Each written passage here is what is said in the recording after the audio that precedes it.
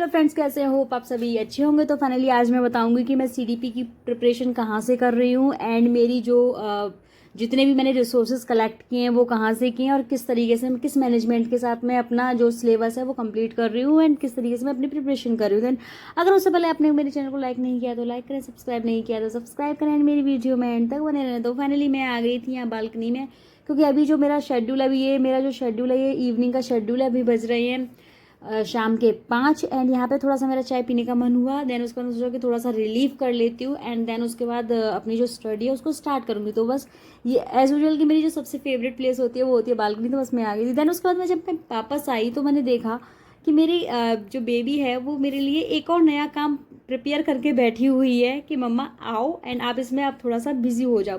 जब भी हमारे छोटे बच्चे होते हैं ना तो हमें सीरियसली यही होता है कि ना जाने वो हमारे लिए कब कौन सा नया काम क्रिएट करते हैं जिसमें हम बिजी हो जाते हैं। जो हमारा जो टाइम का जो मैनेजमेंट होता है ना वो पूरा का पूरा डिस्टर्ब हो जाता है। देन उसके बाद मैंने उसको पूरा क्लीन अप किया था, क्योंकि उसने अपने आटे से चारों तरफ सब कुछ बिखेर दिया था। देन उसके बाद मैं यहाँ पे जब मैं वहाँ से फ्री हुई देन उसके बाद मैंने देखा कि मेरे बेटे का मैसेज आ गया है कि कल उसका ओरल टेस्ट है एंड अभी हाफ ईयरली स्टार्ट होने वाले हैं। देन उससे पहले उसके ओरल टेस्ट स्टार्ट हो गए हैं। तो he is just one class में, तो उसको मुझे ही सारा चीज़ें देखनी होती हैं। Either it's writing, either it's reading, सब कुछ मुझे देखना होता है, क्योंकि अभी फर्स्ट क्लास का बच्चा है। He does not have this kind of capacity कि वो अपनी सारी चीज़ों को देख पाए। इवन वो कभी कभी जो अपनी नोटबुक ब्लैक बोर्ड से अपनी जो नोटबुक्स फेयर करके लेके आता है तो वहाँ पे भी इन केस मुझे चेक करना होता है and there is some mistakes, वहाँ मिस्टेक्स होती हैं तो वो भी मुझे करेक्ट करनी होती हैं।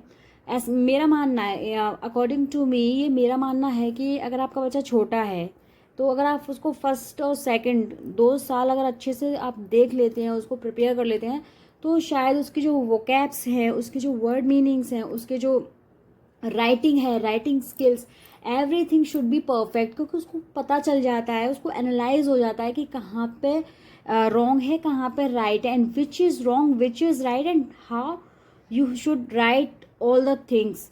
तो यहाँ पे बस फाइनली यहाँ पे मैंने उसको प्रिपेयर करा दिया था एंड उसके बाद now I will come back to my study.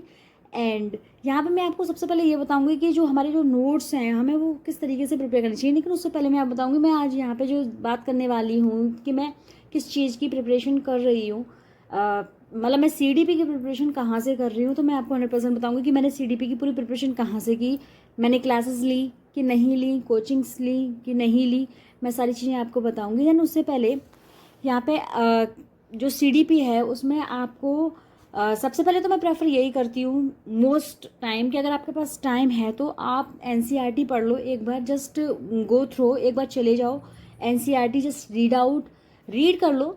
Don't think कि उसको लर्न करना है। अगर आपके पास टाइम है, अगर टाइम नहीं है देन उसके बाद क्या होता है, आप मेरी वीडियो देख सकते हैं, क्योंकि मैंने यहाँ पे सारे नोट्स बहुत प्रॉपरली मेंशन किए हुए हैं। सेकंड थिंग, मजाक करी थी। एंड नाउ हम नेक्स्ट क्या कर सकते हैं कि क्लासेस, अगर यूट्यूब से क्लासेस हो गए, आजकल काफ़ी कोर्सेज मिल रहे हैं एंड पर उसमें भी ये हो जाता है कि हम किसका कोर्स लें अभी एट द लास्ट मोमेंट। अभी तो सीटेट आ रहा है तो लास्ट मोमेंट ही कह सकती हूँ मैं। एंड नेक्स्ट के लिए भी अगर प्रिपेयर करें तो आप सीडीपी के लिए स्पेशली जो फेमस है वो हिमांशी मैम है, आप उनकी क्लासेस ले सकते हैं। एंड अगर आपकी प्रिपरेशन भी बिल्कुल भी नहीं हुई है और अगर आपको रियल में प्रिपरेशन करनी है तो आप उनकी मैराथॉन्स देख लो। इट्स एक मैराथन हर सब्जेक्ट की अवेलेबल है मैराथन वो। एंड लेकिन अभी मैं बात कर रही हूँ सीडीपी की, तो आप सीडी